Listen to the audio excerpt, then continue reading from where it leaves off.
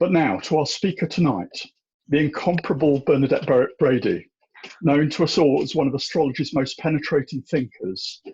Her identification of the Saros eclipse cycles, her rediscovery of the use of the local horizon in fixed star work, and the fact that she champions best astrological practice at all times has made her one of the leading astrologers of our times. Bernadette has an MA from the University of Wales Trinity St David in cultural astronomy and astrology, as well as a PhD in anthropology, also from Trinity St David, where she is a tutor. Bernadette is also co-director of Astrologos.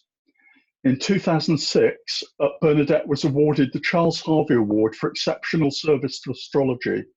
And in 2008, when at UAC, she received the Regulus Award in Theory and Understanding in Astrology. The wonderful thing about inviting a scholar such as Bernadette is that she's engaged in continuous research. Since thinking about this webinar's subject, her study has taken her even deeper into the history of flu pandemics. Bernadette, I know you have refocused what you were going to talk about, so over to you to tell us more. All right. Thank you, Graham. Thank you for that very generous and warm introduction. Thank you very much, and to the whole committee as well. Bear with me while I upload my PowerPoint, and then we can make a start. Okay. Can everybody see that PowerPoint? Yes. Great. Thank you, Graham. Okay, and Graham, if you can keep an eye on the chat box, because I can't see it yes, while I'm doing this, and then you can collect the questions for me. Thank you. Okay, yes, Graham was quite right, and about the shift of focus. And so when Graham asked me to do this, I said, yes, and I want to focus it on the stars and the flu. And not having looked at that, right, leaping off the edge. So I proceeded to look at it, and that was really interesting. But then that pushed me into deeper levels of planetary analysis. So what I want to do tonight with people is to almost take you on the journey of my journey into this subject, and then get you to the point where of the conclusion to my thinking on astrology and the flu pandemics, plural. So that's the process. So there are two distinct parts to this lecture. One is where we reach for the stars and consider that. And the other where we go from the stars into nuts and bolts, meat and potato planetary analysis to sort of distill and hunt for flu patterns. And I think I've found one which I want to share with you. So this is the process we're going to go on. I'm going to take you on the journey of my thinking. And if there's parts of it, if you're not too sure of the actual technique I've used, don't jam on that. Just follow, trust me and follow me. You can disagree at the end, right? But just follow, go on the journey. You've bought your ticket, sit on the bus and enjoy the ride, and we'll see where we get to. Okay, so logically, at least logically for me, when I started to think about the stars and the flu, and I'd been obviously thinking about it for some time, it seemed to me, not just this flu, but generally pandemics, that the planet Neptune had a lot to answer for. That because if something is Pluto, it's like a war, it's in your face, and there's the enemy, and here's the challenge, and etc., etc. But something which you can't see, and something which just creeps through, and something which can annihilate without you knowing, the hidden enemy, which has been so often called, to me, that's Neptune country. So I was on red alert, looking for Neptune and any relationship to stars. But there's a fundamental problem when you want to get into looking at stars, because as you know, I work with Purans. There's a fundamental problem that they are local specific. They're very location specific, which is brilliant, absolutely brilliant for a natal chart, because they really nail your moment in your place and capture something I think quite precious. But a pandemic is not a local event. So the first thing I did was I thought, well, we all know, well, we think we know where it started, and we know roughly when it started. So it started here, probably earlier than early December, but we start to get rumblings of it there in Wuhan in China. And this is Wuhan in China. So this is a particular place. So we can start to look at what was going on in terms of the Purans and the mundane meanings. Now, I've drawn on, I haven't rewritten these, I've simply put this chart into Starlight and just simply get it to delineate the Purans. And I'm going to look at the shift of local Purans from November through to 2020 January. So that's the plan, people. That's what we're doing. So in early November, we're looking at Neptune. Neptune was rising as Bellatrix, which is the left shoulder of Orion, was on the nadir. Now that in itself is not a big problem. Do you know, like, this is not a red alert band. This is like, okay, hard-won successes, slips away. This is a localized event and not enough to raise up a flag. At the same time, Neptune was rising when Elnath was on the nadir. This is sort of half flag. Elnath is the tip of this horn that is just off the top of the slide. It's a star in the charging bull of Taurus, and it's the tip of the horn that's heading towards you. That gives you the sense of what Elnath represents in fixed star work. So we've got a sense of hopelessness, no control over unfolding circumstances and acts of nature. You get a sense that this is when the virus is starting to creep out from their strict control and they're starting to lose it, right? So this is the panic in the Communist Party trying to contain it. So if we just push it on, these don't move quickly, but these are very localized because Neptune's not moving fast and the stars aren't moving at all, apart from their 24-hour cycle. But if Neptune's going to be rising with Betelgeuse on the nadir, that's going to happen for a while. So we push into January, mid-January now, and we keep the Elnath, the tip of the bull. So we've still got this hopelessness happening. And we keep Bellatrix, but we get a new star coming in, which is Argol, which is most astrologers know Argol is the face of the head of the Gorgon in the constellation Perseus. And the simple meaning for that Starlight gives is fatal accidents, loss of life. So this is, something's going wrong in Wuhan. We don't know what it is really if we're just looking at this, you know, but this is not a happy time in Wuhan. This could be some environmental issues. It could be local government issues. It could be a riot that gets put down too vigorously. You know, this is not giving us a lot of particulars. It's giving us themes of the energy in the city. When we push this into February, late January and into February, something happens. We keep Argol, we keep Elnath, and then this character pops up. And this is important. Zosma is the back of the line, where the line is crushed by Hercules. It's a point of being a victim, being crushed. But what's more important, if it was rising or setting, it would just be part of the background wash. But it's not.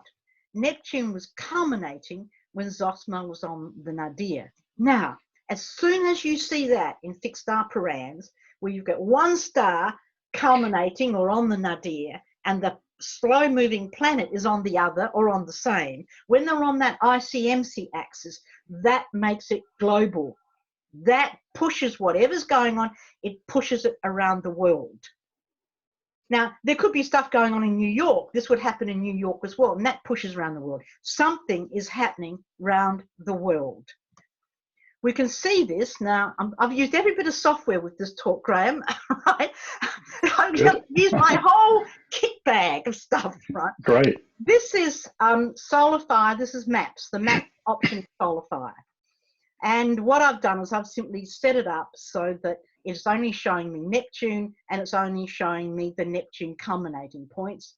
And I've also got it to show me the star Zosma. And if you can't see that, I've sort of highlighted it here.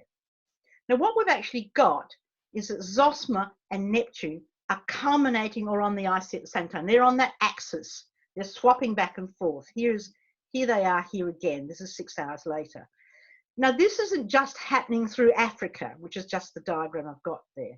This actually sweeps through the whole globe every 24 hours. It just keeps rolling around.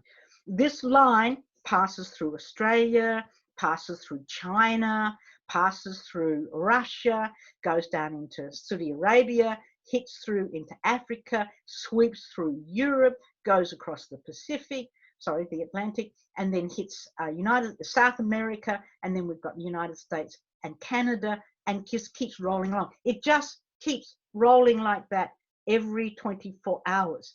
This makes it, whatever is happening around the world. Every single place, every single village, city, town, hamlet, single household, desert island, rock, every single place, if you look at their Purans, will get this Puran on their printout. And that's important to understand. And I thought, as a researcher, fantastic. Got it. Particularly as we look at this, started in about June, July of 2019 rumblings. It's really peaking through the January, February. You can see it's getting tight. Here it is in February, which is just gone, still really tight. This is literally the orb between the two, still really tight. And the question one asks is, how long does it take to move?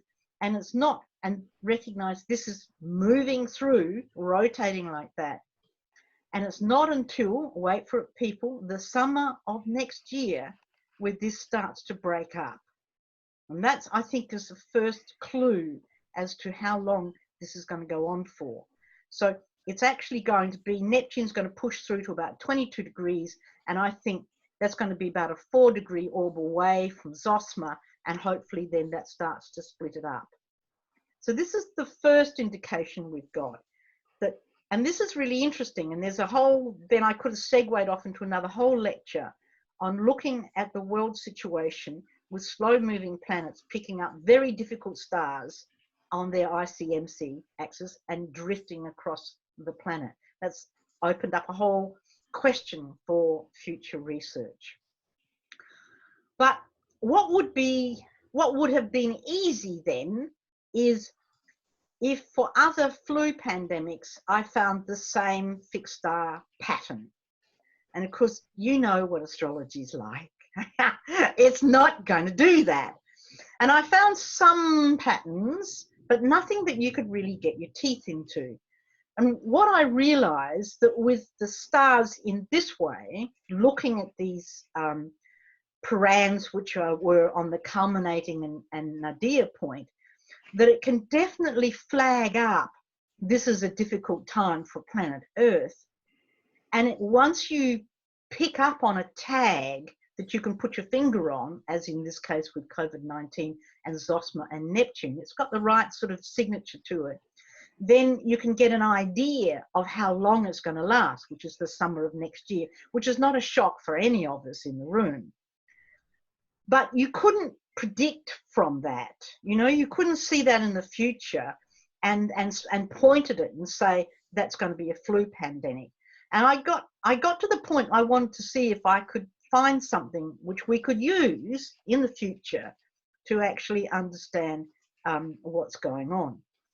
So I come back to stars a little later on in terms of constellations and sky images, but what I switched to then was doing good bread and butter astrology, planetary analysis.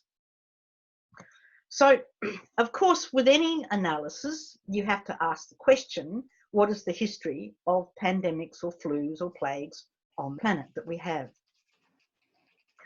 Well, these are the major ones, and this was not necessarily deep research. This is Google and general websites, so there could be errors, but checking a few, bit of cross-referencing, sorting them out. 430 BC, there was the plague, normally probably the bubonic plague, in Athens, and that lasted for 5 years. I think that's important to think about these sort of years because we're sort of upset that this has lasted for a few months. So imagine if there was something like the plague, which killed everybody, and it was in your community for 5 years. So that's something to sit with. There was a smallpox plague that killed 5 million people that went for 15 years. So that's another interesting one.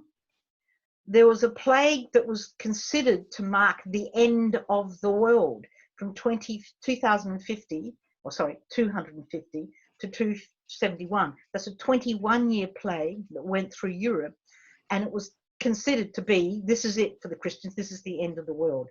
And in one day, 5,000 people died in Rome, and that's running for 21 years. We've got another plague, the plague again, 1541 to 1542. So that's just running for 1 or 2 years. And that was the bubonic plague. And that was thought to be one of the markers or one of the reasons or the catalyst for the end of the Byzantine Empire. So these things are powerful. Then, of course, the one we all know about, the Black Death through Europe, 1346, 1353, roughly those dates. It really comes and goes for about 300 years. And that clocked up a mere 350 to 375 million deaths and nearly wiped out the human population. The first, what they think was the first flu plague, or flu pandemic, I should say, correction, was 1510 that went through Europe. And although it's recorded and the symptoms that were written down seem to suggest what we would recognize as influenza, right? So this is a possibility, our first flu emerging as a pandemic in 1510. There's a horrible illness in 1545 that goes for 3 years through Mexico and Central America, probably Ebola-like. They haven't been able to work out what the pathogen was from the description, but it's not flu, it's something else. And then in 1580, we get the first really recorded pandemic of flu. The symptoms are well recorded, the autopsies are well analysed, and it is, according to contemporary medicine, classic flu. So this is established as the first recorded flu pandemic in 1580. And then we've got the Great Plague of London, which was particular for London, that's bubonic. And then also we have the Russian plague in the 18th century, and that's also bubonic. So in terms of flu pandemics, which are the ones we haven't really been able to sort out, we've got 1510 and 1580. So let's look at those.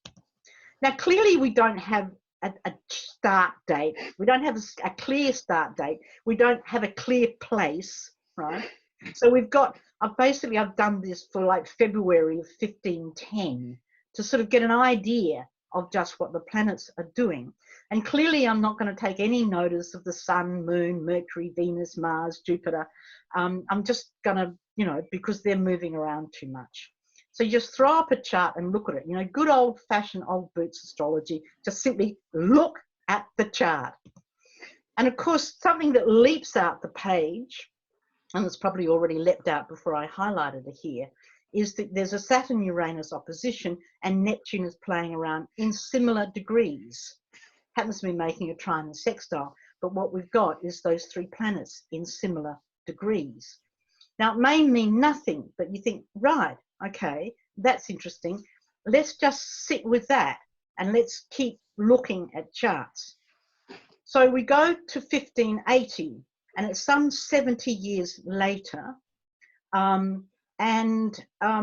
it begins in Asia in the summer. So this is sort of like a summer chart. This is the sun's 22 Aquarius, so it's February, March, isn't it? It runs for about 6 months and then trickles right through Europe. And the death toll is unknown, but there were 8,000 deaths occurred in Rome alone. And when we look at this chart, this is what we see. It's a Saturn-Uranus conjunction. And oh my God, there's Neptune again. You think, okay, that's 2 ticks in that box. Let's just see what happens. So the first question, or the question for me that emerged then, was how often did Saturn-Uranus form an opposition or a conjunction? in the year 70 years from 1510 to the end of 1580. So this is it's just a simple question. How often between the 1510 and 1580, how often was this happening? So going back into solar fire again, and this is just a transit grid. I set it up for 180 degrees. So every time the line crosses, that's the two planets are forming a conjunction or an opposition. They're related by 180 degrees or 0. The blue line, wavy line, is Uranus, and the brown one is Saturn. Okay, so every time you see these lines cross, for those of you who are not familiar with graphic ephemeris, just every time you see them cross, just look up in here with the dates and it'll tell you roughly the date. If we look at that, we see here we have the 1510 outbreak I've already talked about.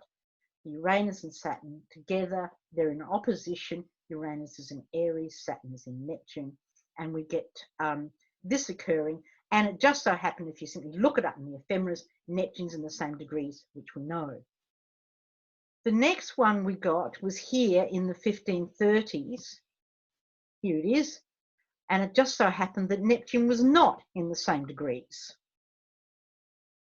Then the next one is here in the 1556-57. And that's a Uranus-Saturn opposition, just like this was, but Neptune is not in the same degree. And then we've got the pandemic of 1580, just here, and we've got a Saturn-Uranus conjunction, and Neptune was in the same degree. Is this making sense to people? Sort of people, someone nod, right? Making sense? Good. I got a thumbs up from Mary. Good. Excellent. Okay, so you start to think, something going on here. Let's push it into the contemporary period. Oh, before we did, I'll always turn to look at the stars or the sky. So I was curious about what was going on in terms of the sky map. And in 1510 with the Neptune, it was in the back end of Capricorn. This is Capricorn. These are not the zodiac signs. These are the constellation images, okay? So this is the stars of Capricorn, and this is the stars of Aquarius. This is the flow of the urn. This is his urn here. So just make a note, Neptune is in that area. And then looking at it for the 1580 situation, the Saturn-Uranus has replaced the Neptune in the same part of the sky. So this is me, I'm just gathering data, just simply having a look at what's going on. So let's go to the modern period, the modern era. The first flu pandemic we have in the modern period is in 1890 to 1892. It's called the Russian flu. Europe had just been opened up with the railways. They just put a railway line straight through Russia to the rest of Europe. This started in St. Petersburg and then picked up, bought a railway ticket and travelled across Europe, taking off at every stop it could as it went along the way. And there were about 1 million people died in this particular pandemic. So here's one we can have a look at. 1918, of course, the end of the First World War. The Spanish flu, called the Spanish flu because it actually broke out in all different parts of Europe. But those countries, the countries who were at war, didn't want to talk about it because for propaganda reasons with the war. So Spain was neutral in the First World War. So they all reported on the flu from Spain. So it became known as the Spanish flu, but it did not originate in Spain. This was the granddaddy of all flus. We never want to see this one again. 17 to 15 million people died. It killed you almost within 1 or 2 days of getting it. And it affected everybody, young, old, or whatever. So this is really difficult flu. Then there wasn't another one until 1957. And this got called the Asian flu because it came out of Asia. And there were 1.5 million deaths. And you can see there's all sorts of masks going on and personal protection and so on. And there was also a sense of self-isolating. And that went on for about 18 months. But what's interesting, 10 or 11 years later, very quickly, we had the Hong Kong flu. I can remember that one. That started out of Hong Kong, spread through the rest of the world, as the little map is showing, and there were 1 million people died with that one. And then all was quiet for a while until we get 2009 and 10, the swine flu pandemic.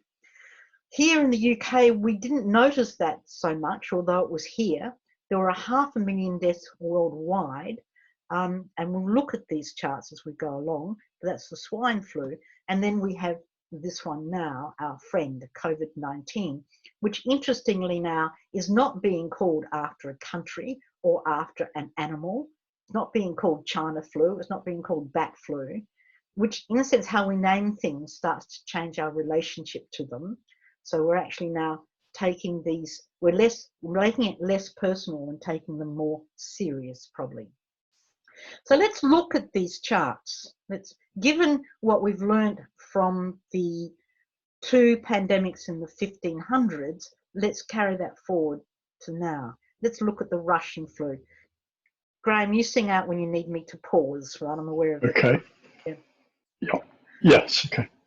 5 minutes. Yeah, excellent. The Russian flu. If we look at this chart, we actually have, I'll just take that off for a second. We have a Pluto-Neptune conjunction with Saturn squaring it. Not the Uranus that we normally look for, but definitely that's an interesting planetary combination. And the Neptune-Pluto conjunction only happens every 492 years. So it's a bit rare.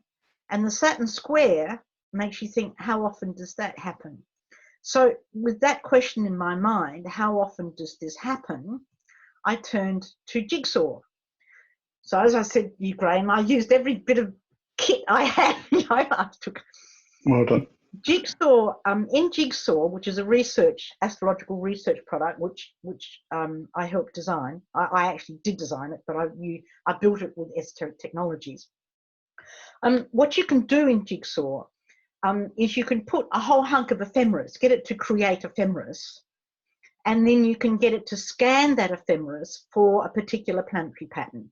So in this particular search, I got it to upload 2,000 years of ephemeris, basically from the year 2000 back to the year dot.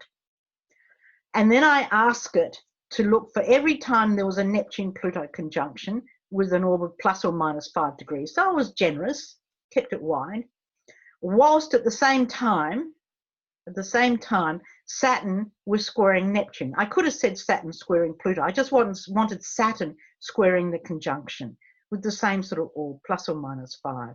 And I let it run. I had to go and make a cup of tea while it ran. But when it came back, it said there's only one. There is only once in the last 2,000 years where we've had a Saturn squaring a Neptune-Pluto conjunction. And that was in October 1889 to July 1891. I thought, right, okay.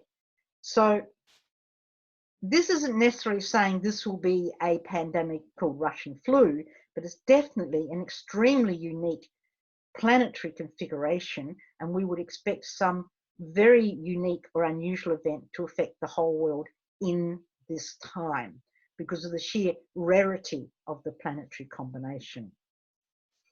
So, okay, we go to the Spanish flu, and I think I can fit the Spanish flu in before we go and clap. This is a Saturn cycle after the other one. So the Saturn here in this one, the Saturn's 3 degrees of Virgo, and here for the Spanish flu is 27 of Leo. So it's 28 years later. It's a Saturn cycle has gone along. And there's not a lot that makes you leap and bound here. I mean, this is the worst thing that's ever happened in terms of flu.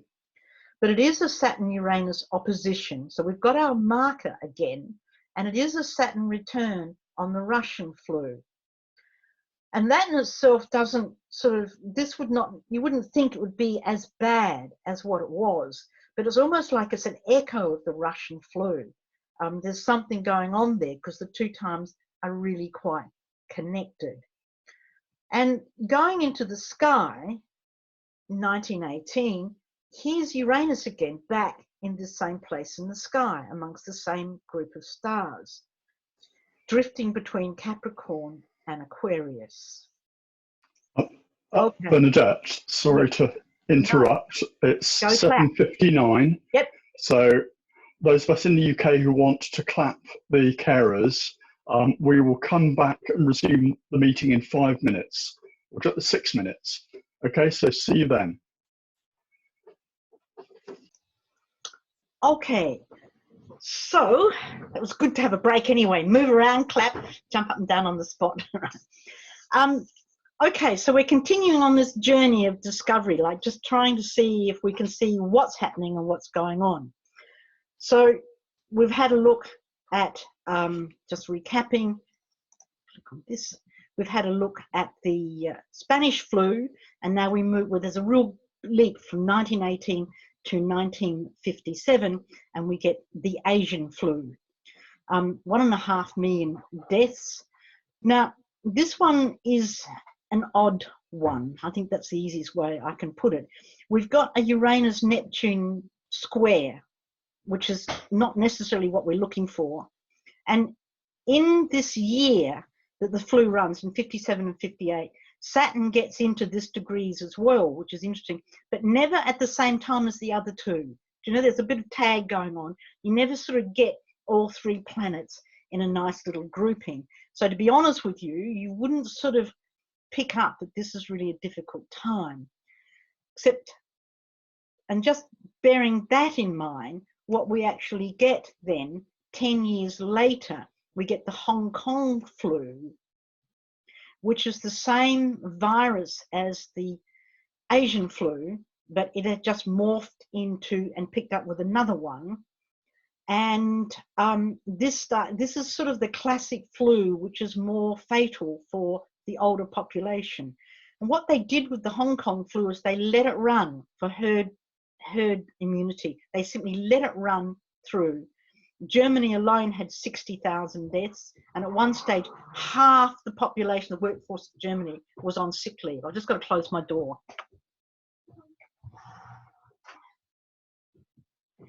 The dogs get really excited with all the clapping, right? And with this one, we're coming back to a sort of signature we would now start to anticipate, that we've got Uranus, Neptune, and Saturn all around the same degrees. There isn't a Saturn-Uranus hard aspect, but they're all within the same degrees. And we're also starting to get the normalization of flu.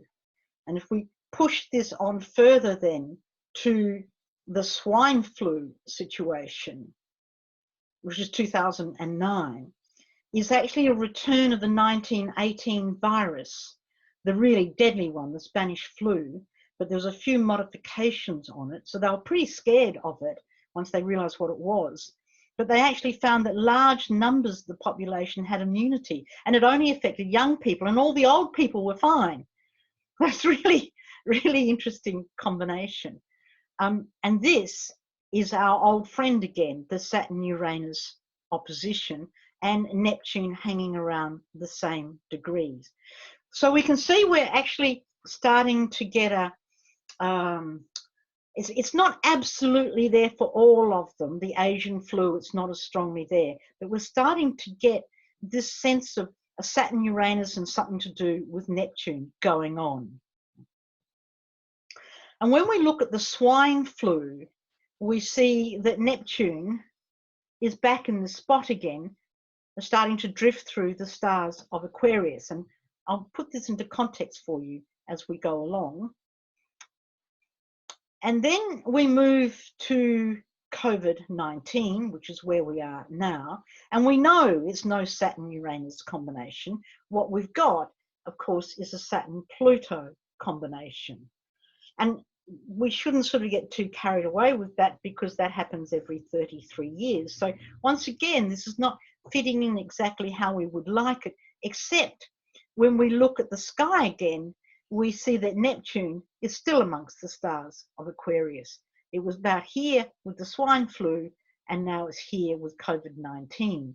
So in a sense, this swine flu to COVID-19 has happened while Neptune is drifting through the stars of Aquarius.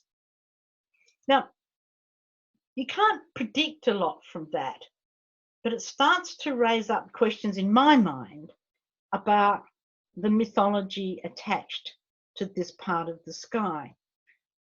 And I just want a little segue off, just to share a thought with you, which I think is an interesting thought that may become more useful as astrology pushes into the 21st century and beyond. The constellation Aquarius, not the zodiac sign, all right, the stars, the constellation Aquarius is believed to be a Mesopotamian constellation from about 1000 BC, if not older. It is, as you are well aware, he's pouring water from his urn into the Pisces Australis, the magical fish. But he was seen as an ancient god. He was simply called the Ancient One, the Old One, and he was the source of all life. He poured water into the desert. It was the most revered, sacred place of the sky and gave life to everybody. That's what this Ancient One did. And in visual astrology, if you're looking at people's natal sky maps in the sky, when someone has planets in this area, and for us that's sort of around in Pisces, this can be that planet can be very bountiful. It can be a real blessing because you're in the flow of life. You're in a sense of bountifulness. And I don't mean bountifulness in terms of money or wealth. I mean the quality of life, the vitality of life, etc. So this is interesting, and I just want to draw a parallel with you. This constellation has very deep parallels with something even more ancient, which the Egyptians called Hapi, their god of the Nile. Now, I will stress, under no circumstances did the Egyptians look up to see Hapi in the sky. That wasn't what they did. Hapi was the Nile and the Nile flood. And he was the master of the river, the bringer of vegetation, the one who greens the two banks. The two banks is the land, obviously. And by the Ptolemaic period, even the Egyptians are syncretizing these two images. They use Hapi pouring water when they want to show the zodiac sign Aquarius in the Ptolemaic temples. So there's a direct link between the two.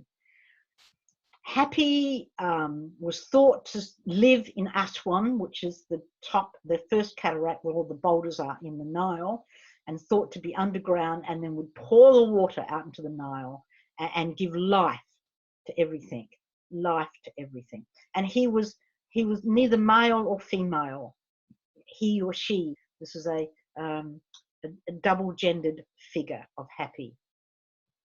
Now, if we just sit with that, and as I said, this is a little segue, it's things we can learn by researching and asking questions. We could today, based on this idea of Hapi, we could see Hapi is definitely the environment. Hapi is definitely what we would call Mother Nature. So with this syncretization and this Neptune or Uranus drifting through Aquarius, the stars of, when we get these pandemics, are we starting to see a sort of an astrological signature or a sky signature for issues to do with the environment, issues to do with climate change, issues to do when things get out of balance and go wrong, that type of issue? So can we, and I can't give you an answer directly on this, but I put the question to you so you can think about it as well. Can we start to think about the stars of the constellation Aquarius marking times when they get big stuff happening in them, marking times of mismanagement, environmental mismanagement, whether that's climate change or flu pandemics?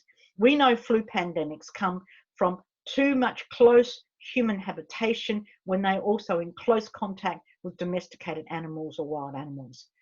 That's been going on since, 1500s, if not earlier, but it comes from that.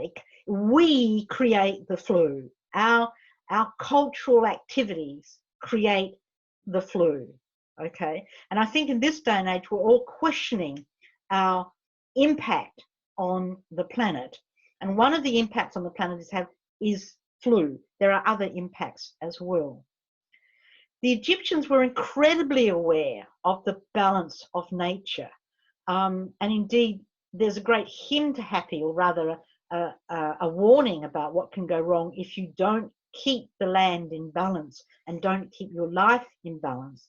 And this is captured in what's known as the famine stealer from Aswan. Aswan is where the Nile starts as far as the Egyptians are concerned.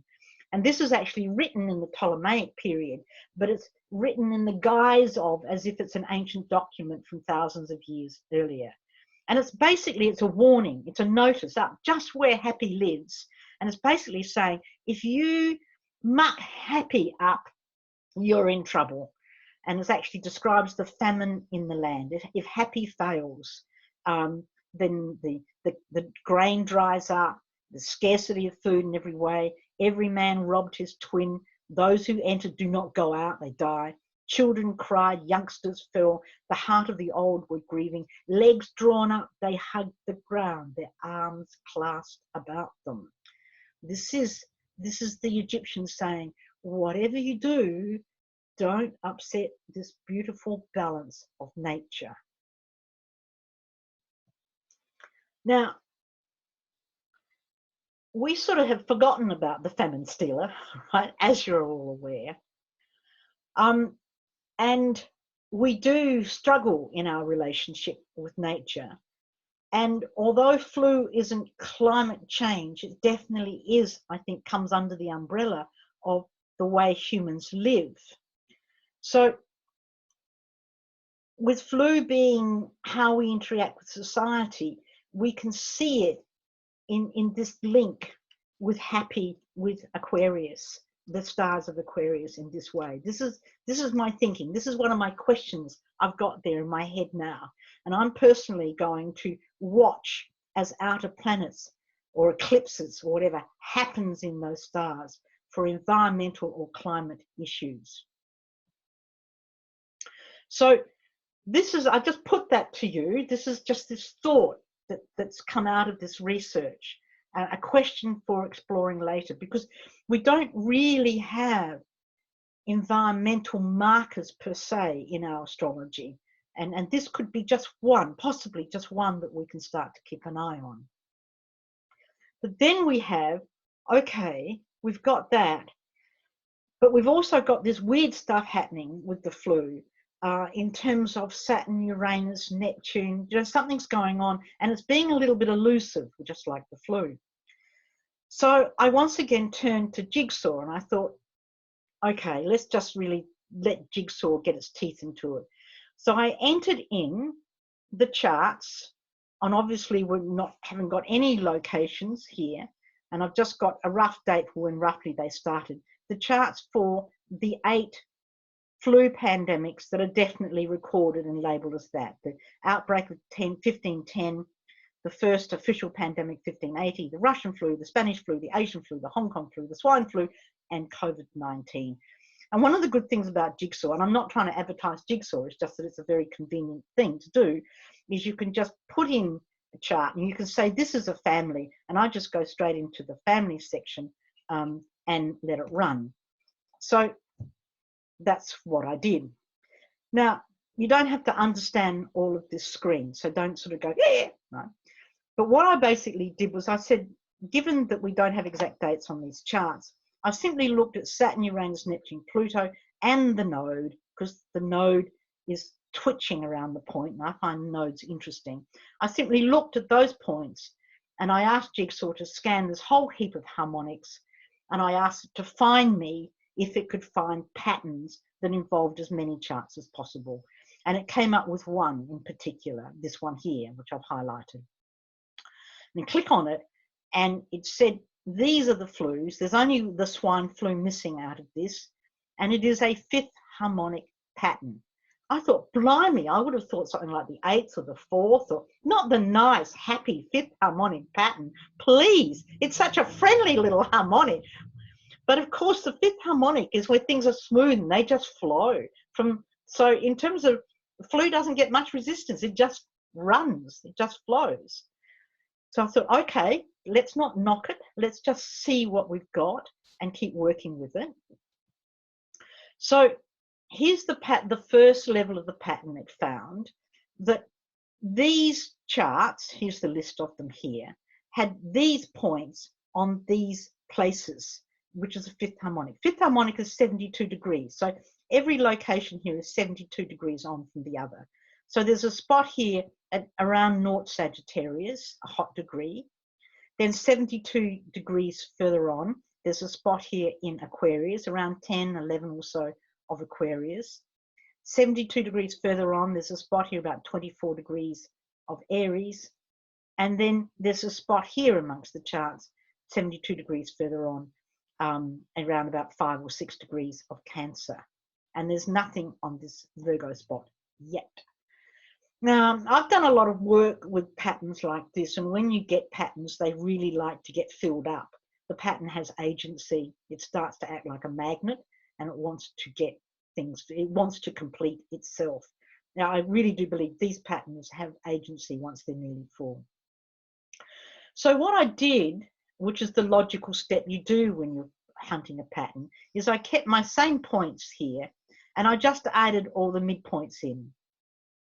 So I just sort of write, well, what was the Saturn-Uranus midpoint, the Saturn-Neptune midpoint, and just put them in and did the same search. And I half expected to find another pattern. In other words, it was spreading. It was another pattern. But I didn't. I found exactly the same pattern. It was exactly the same pattern, was just being emphasized even more strongly. But now with all the charts, with 8 charts. So that's,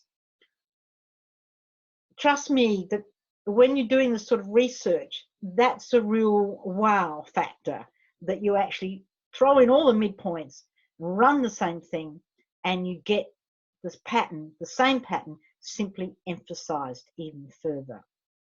So let's look at this. Here it is here. So what we've got is here's the outbreak in 1510, and we're picking up to Aquarius, the point in Aquarius there. Here's the 1580, still picking up to the point in Aquarius. Now just watch how it builds. Here's the 1580 again, still picking up to the point in Aquarius.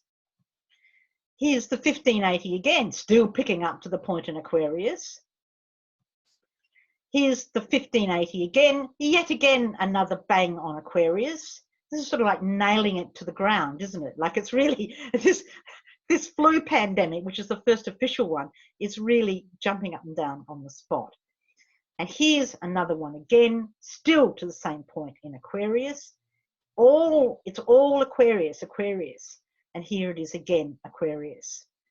So the first official flu pandemic has the Saturn, Uranus, and the node, and its appropriate midpoints all pinned to that same point in Aquarius.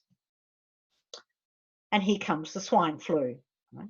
Just fitting in on the same pattern. So what else is there? Well, here's the swine flu again, still the same pattern. This Aquarius spot is hot. I think that's the best way to put it. But then we get the other ones coming in. The Russian flu comes in, which is one of the first modern pandemics. The Cancer slot down here.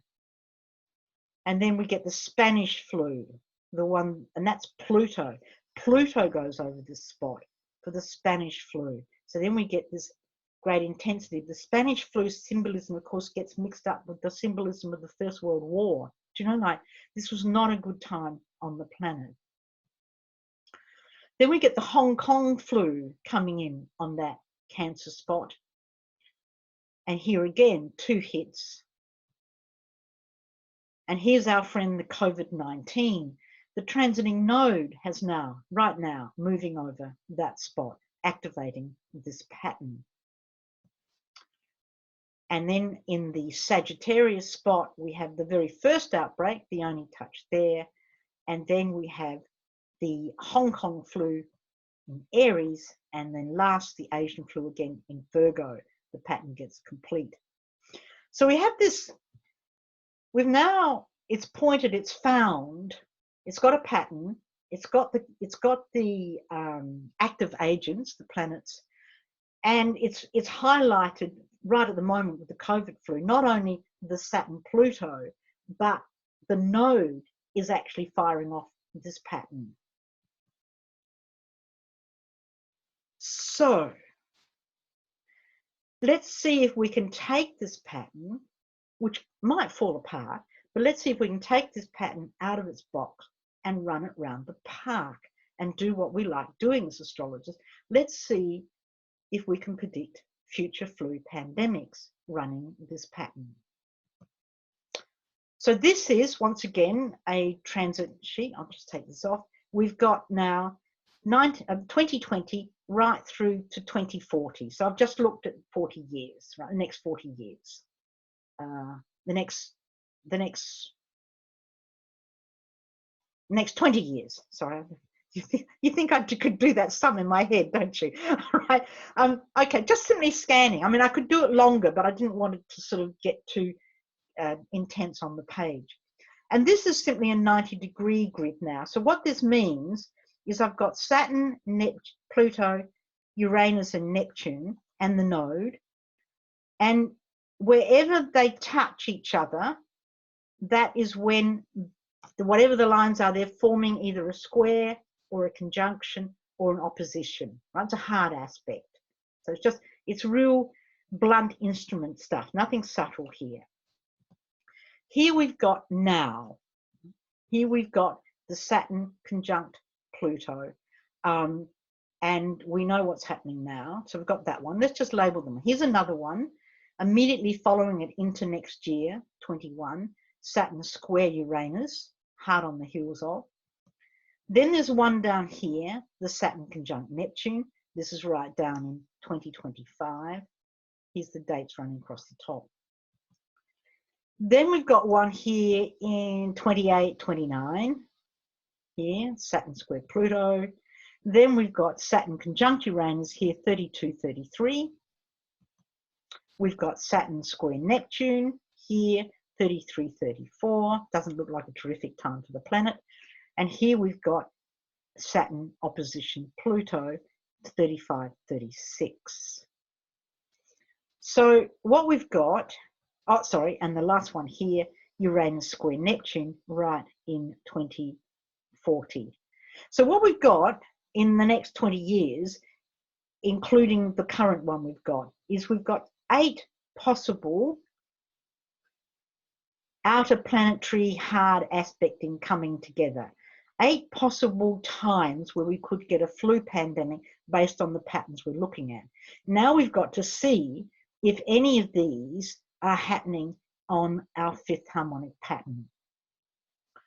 So the next step is to look at all 8 combinations individually and just to see if they pick up any of the harmonic 5th harmonic patterns, or if they're happening when the node picks up the pattern. One or the other is fine. So here's our pattern, and here's our COVID-19. Saturn, Pluto, 24 Capricorn, while the node is 5 degrees of Cancer. Bang, hitting up to the pattern. Flu pandemic. Late 2020 to the end of 2021, we have the Saturn square Uranus. That's a really tricky combination for flu. And that's happening between 6 and 10 degrees of Aquarius with the node at 6 Gemini. Bang. It's good we're being so careful now, because I think the potential for this to get a lot worse is quite high, because the Saturn Uranus is the difficult one. 2025, Saturn conjunct Neptune, Nord Aries, the node at 15 Pisces, not affecting the pattern. No problems. 2028, Saturn square Pluto at 8 Aquarius Taurus. Doing, doing, doing. and the node is 18 Capricorn. So that is another one hitting this pattern, 2028. 2032, Saturn conjunct Uranus, pattern not being affected. 2033, Saturn square Neptune, pattern not being affected. 2035, Saturn opposition Pluto, pattern not being affected. So in the next 20 years, we've got these 3 times. Oh, sorry, and then 2035, the Uranus square Neptune, pattern not being affected. So what we have, and I'm just pulling this to a conclusion now, is in wrapping this all together, we have this period here has all the signatures of a flu pandemic based on the last 7 flu pandemics and this one, right? Based on the history of flu pandemics. We have this one here from the year 2020 through to the latter part of 2021. And then the next one in this 20-year cycle is here, 28 to 29. That is a flu season. From 28 to 29, all the signatures are there from this pattern to actually indicate another pandemic. And the rest, although they could be difficult times on the planet, the rest are not flu periods. Hopefully that makes sense to people, right? This process. So what we have now is what I'm suggesting is we've got some flu triggers that we can look for.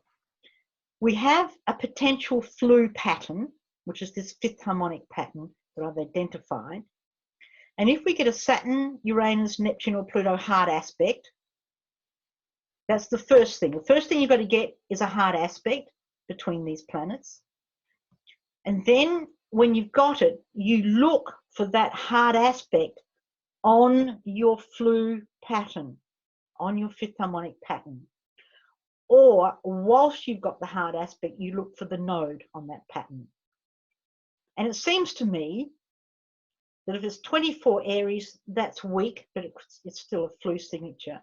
If it's in the early degrees of Cancer, that's quite strong, could be a really bad flu, and so on with the other ones. But particularly those early degrees of Aquarius, 8 to 13 Aquarius, particularly difficult.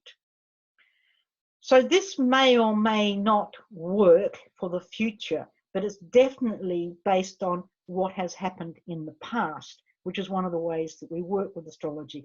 We learn from the past to see if we can use that to look into the future. So I'll leave that on if people want to take a snapshot of that, because that's what this all comes down to, whilst at the same time I should add that I'm going to be watching outer planets moving through the constellation Aquarius in that urn. And I'm now rethinking in my head the constellation Aquarius is going to be linked to environmental climate change issues. It is happy. It is Mother Nature. It is the life force of the planet. And if you muck around with it, you're going to have problems on your hands.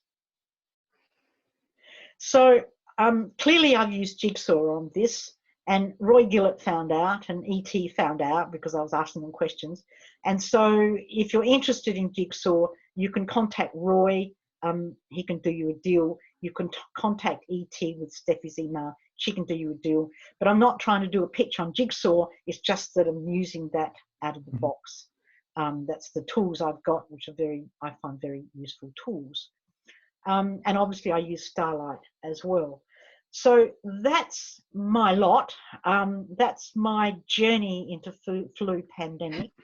And it's taken me into this 5th harmonic fingerprint in the 5th harmonic of flu. It's taken me to reappraise the constellation Aquarius and link it to deep environmental issues or out of balance environmental issues. And all I can say based on this is be aware that this is probably going to drift well into later on next year. I think the winter in Europe could be quite difficult. And when it comes to 2028, we could get a return in some way, to be aware of that. So, Graham, that's me done, right? Thank you very much, Bernadette. It was completely absorbing and fascinating. It's sort of like a whodunit, isn't it? It's sort of like... It is, yes. Yes. Tracing a thread. Yes. Brilliant Yep. research. Thank you, Bernadette. Thank you.